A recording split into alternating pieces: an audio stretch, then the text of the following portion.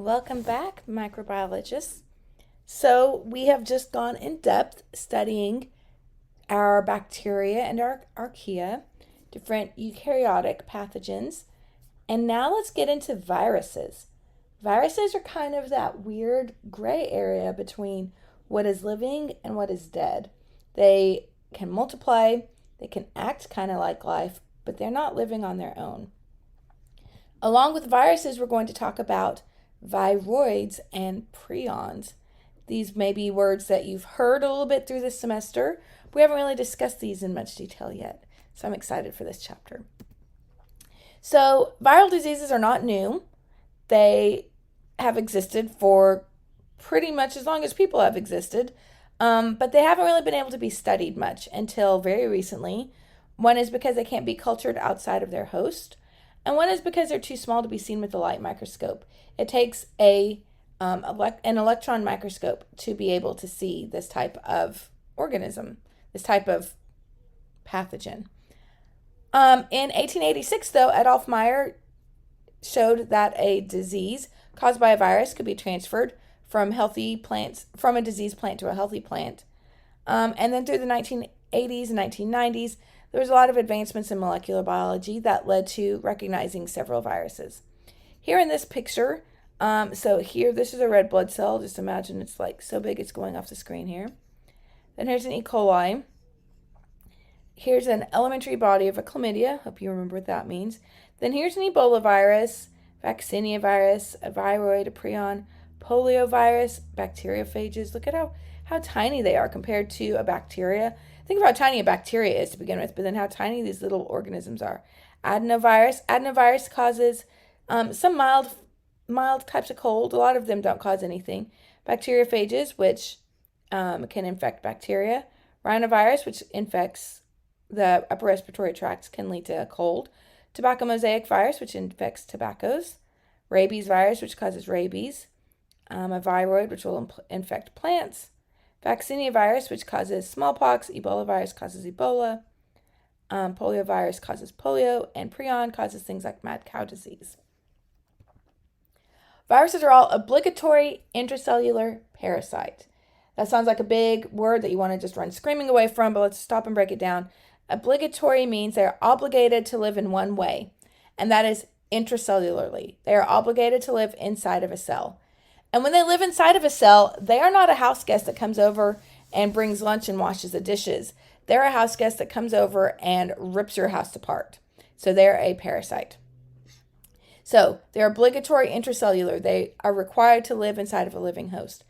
That is because a virus does not have their own enzymes.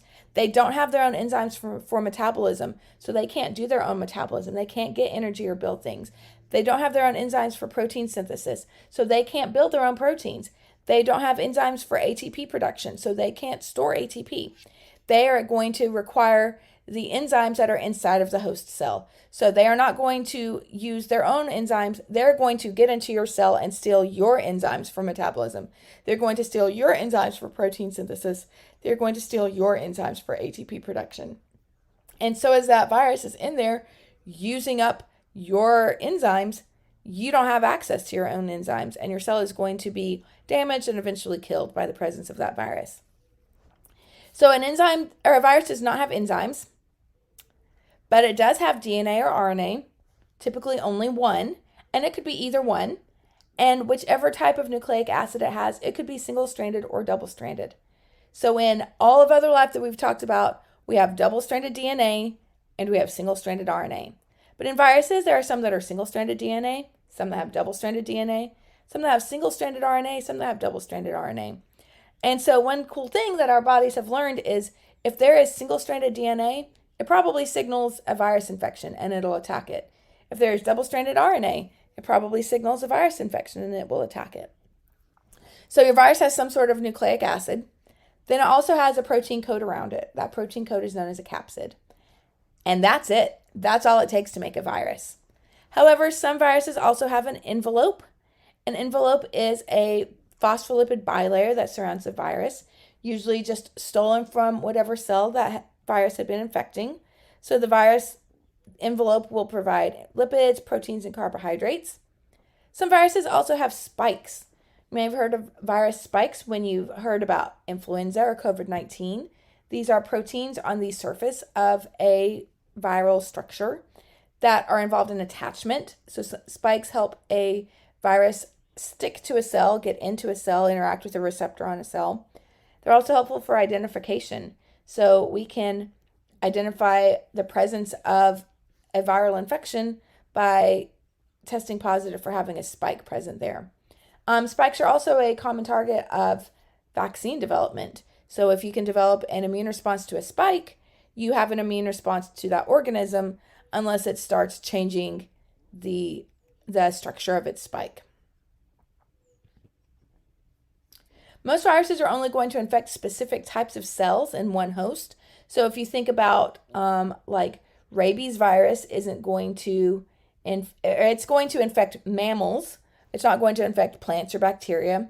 But even within mammals, rabies virus is going to be pretty specific for infecting your nervous system. It's not going to give you like blindness. It's not going to infect your eyes.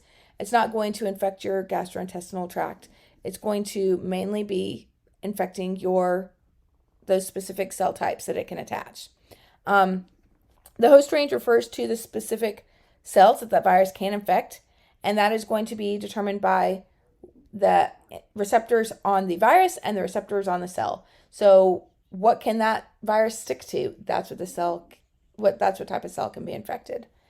There are viruses that are specific for animals. There are viruses that are specific for specific types of animals. There are viruses that are specific for only certain types of cells in animals. There are viruses that can infect only plants. And there are bacteriophages, which are viruses that infect bacteria. A virion refers to a fully developed infectious viral particle. So when a virus is inside of a cell, it may just be in different pieces, but once all those pieces are assembled together as an infectious particle, that is when it is a virion.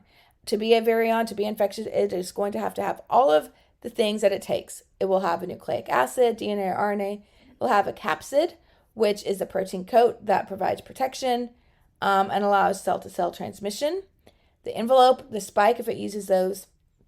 And here's just some structures of some simple viruses. So here's a polyhedral virus.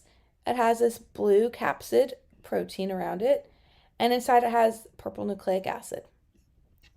Here's an enveloped virus. So here is the helical nucleic acid inside of it, and then the capsid, which is helical, so it's forming a spiral, and then it has the envelope around it. So that's this yellow phospholipid membrane, and on the envelope, it also has these green spikes. You can see this in an electron micrograph. Here's influenza virus, where here is the cell, and here are the spikes you can see sticking out around the cell. And here's another helical virus. Here is the nucleic acid coiled up inside of it, and the capsid around it. This is what Ebola would look like. So this is a pretty famous picture. This picture gets put a lot when there's some random unknown infection on like a TV show or something. This picture often gets thrown up there. But you can see how it's kind of helical. So it's doing this long chain of capsid proteins with the nucleic acid inside. A more complex virus would be something like this bacteriophage. So it has its DNA in here, and it has its capsid, but it's got a whole bunch of other stuff. It's got this sheath and these tail fibers. These tail fibers help it land and attach to a cell. So here's a cell, and here are its tail fibers here attaching. And the sheath acts kind of like, I forgot my words. Like it pumps like a vaccine, how you would pump it out of here into the person. It pumps the nucleic acid out into the cell. So the nucleic acid is going to get into the cell while the rest of these proteins are staying outside. When we're talking about the taxonomy of viruses, this is going to be very different from how we categorize bacteria and other life because they're not alive. They don't have ribosomes. We can't classify them by their ribosomal RNA, but we will classify them by what type of genetic information they have: single-stranded DNA, double-stranded DNA, single-stranded RNA, etc. And its ecological niche, or what kind of host it has. We group them into family names that end in viridae. So herpes viridae, retroviridae, those would be family names. Then the genus names end in virus and are italicized. So here herpes virus or lentivirus. The viral species are the viruses that have the same genetic information and the same ecological niche and uses common names. So this would be like human herpes virus or human immunodeficiency virus.